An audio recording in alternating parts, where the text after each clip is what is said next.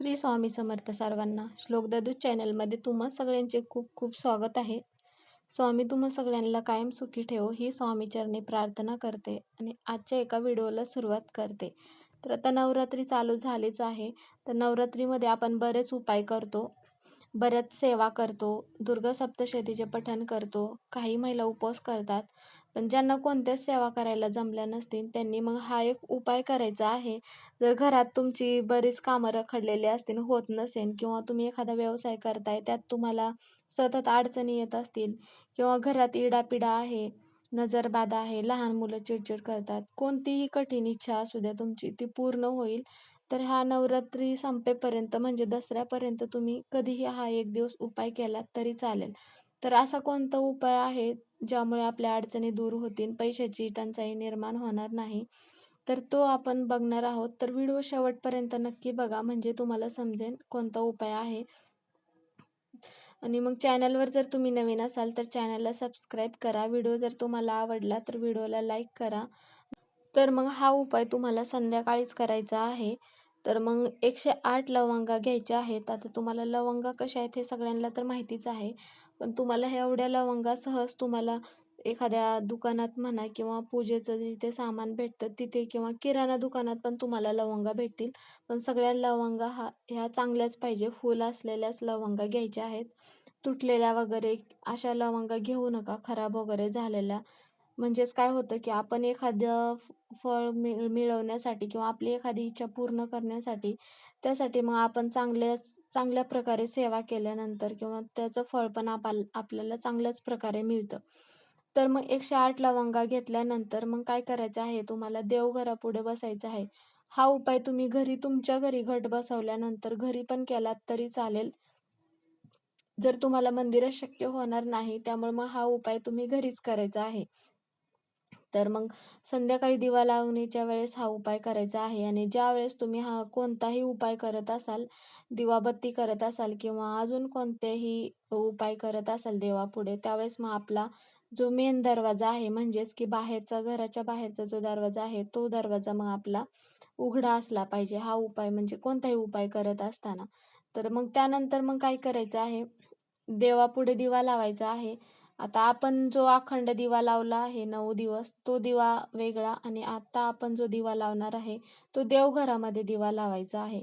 मग तो दिवा आपल्याला तुपाचा लावायचा आहे आणि त्यामध्ये थोडंसं हळदी-कुंकू टाकायचं आहे आणि मग थोड्याशा अक्षदा टाकायच्या आहेत आणि मग तो दिव्याच्या खाली तुम्ही थोडेसे तांदूळ टाकू शकता किंवा मग तुम्ही स्वस्तिक पण काढू शकता आणि मग त्याच्यावरती तुम्हाला तुपाचा दिवा ठेवायचा आहे आणि मग त्यानंतर तुम्ही ज्या 108 लवंगा आणल्या आहेत, मग त्या लवंगा तुम्हाला घ्यायच्या आहेत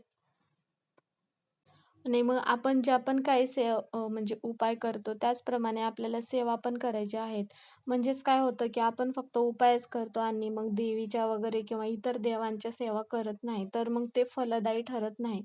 त्यामुळे मग तुम्हाला ह्या काय करायच्या आहेत, 108 लवंगा हातात घ्यायच्या आहे. हातात म्हणजेच की एक तुम्हाला वाटी घ्यायची आहे आणि त्यात थोडेसे तांदूळ टाकायचे आहे. किंवा मग एक वाटी घेतली नसेल, तर मग तुमच्याकडे जर कापूर जाळण्याचं भांडं असेल, तर मग तुम्ही ते भांडं पण घेऊ शकता आणि मग त्यामध्ये तुम्हाला थोडेसे तांदूळ टाकायचे आहे. तांदूळ पूर्ण अखंड टाकायचे आहे. तुटलेले वगैरे त्यात तांदूळ घेऊ नका. म्हणजेच काय होतं, आपण कोणताही उपाय करत असेल किंवा कोणतीही सेवा करत असेल, तर त्या ज्या आपण वस्तू घेत आहे, त्या पूर्ण म्हणजे चांगल्याच वस्तू घ्यायच्या आहेत. म्हणजेच काय होतं, की आपण देवाला ज्या आपण सेवा करतो, मनोभावे आपण सेवा करतो, त्याचं फळ पण आपल्याला मनोभावेच भेटलं पाहिजे, आपल्याला जसं पाहिजे तसंच. त्यासाठी पण मग आपण ज्या पण काही वस्तू घेतो, त्या सगळ्या चांगल्याच घेतल्या पाहिजेत. आणि त्यानंतर वाटीत मग थोडेसे तांदूळ घेतल्यानंतर त्या तांदळाच्या वरती 4 वड्या घ्यायच्या आहेत कापराच्या. म्हणजेच की भीमसेनी कापूर घ्यायचा आहे आपल्याला. म्हणजे आता भीमसेनी कापूर जिथे आपण पूजेचं साहित्य घेतो त्याच ठिकाणी तुम्हाला भीमसेनी कापूर पण भेटेल. मग त्यातल्या तुम्हाला 4 वड्या तांदळावरती ठेवायच्या आहेत. आपण जर साधा कापूर घेतला तर त्यात जेवढी ताकद नसते आणि मग त्यानंतरच काय होतं, की नकारात्मक ऊर्जा शोषून घेण्याचं काम भीमसेनी कापूर करतं. त्यामुळं आणि दुसरी गोष्ट म्हणजे, की दुर्गा मातेला भीमसेनी कापूर सगळ्यात प्रिय आहे. त्यामुळं मग भीमसेनी कापूरच घ्यायचा आहे. आणि मग हे सगळं तुम्हाला तांदूळ आणि भीमसेनी कापराच्या वड्या ह्या एखाद्या वाटीत किंवा भांड्यात घेतल्यात तरी हरकत नाही. आणि त्यानंतर मग तुम्हाला काय करायचं आहे, ज्या आपण 108 लवंगा घेतल्या आहेत, त्यातली एक लवंग आपल्या हातावरती घ्यायची आहे आणि मग आपण देवीचा मंत्र म्हणायचा आहे.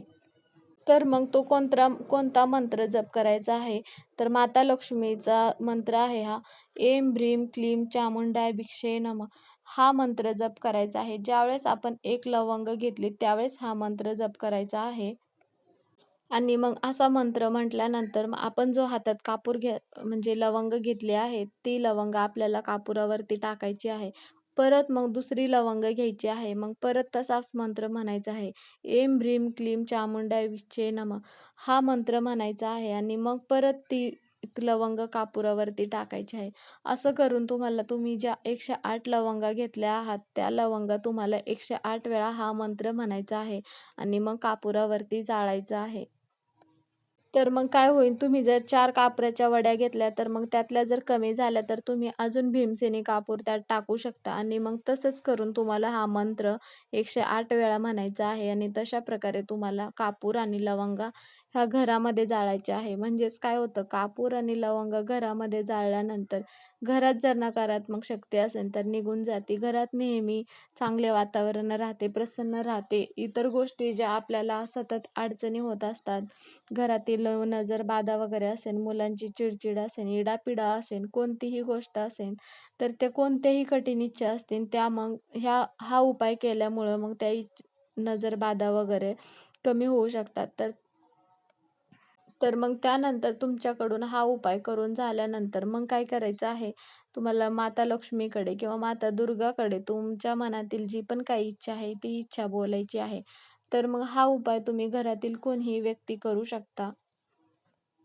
म्हणजेच की घरातील मुलं वगैरे किंवा मुली, ताई, दादा, आजी-आजोबा हा उपाय कोणीही करू शकतात. तर मग इतर वेळी नाही करू शकत. म्हणजेच की ज्यावेळेस मासिक धर्म असेल किंवा सुतक वगैरे असेल, त्यावेळेसच तुम्हाला हा उपाय करता येणार नाही. इतर वेळी तुम्ही हा उपाय मग करू शकता. एखादा व्यक्ती असेल, की त्यांना नोकरी मिळत नसेल किंवा एखादी नोकरी आहे, पण त्यात प्रमोशन वगैरे मिळत नसेल, तर मग त्यांनी पण हा उपाय केला तरी हरकत नाही. किंवा एखादी महिला आहे, की तिने व्यवसाय चालू केला आहे आणि त्यात पाहिजे तसं यश मिळत नसेल किंवा व्यवसाय बंद पडण्याच्या मार्गावर आहे, तरी त्या महिलांनी पण हा उपाय केला तरी हरकत नाही.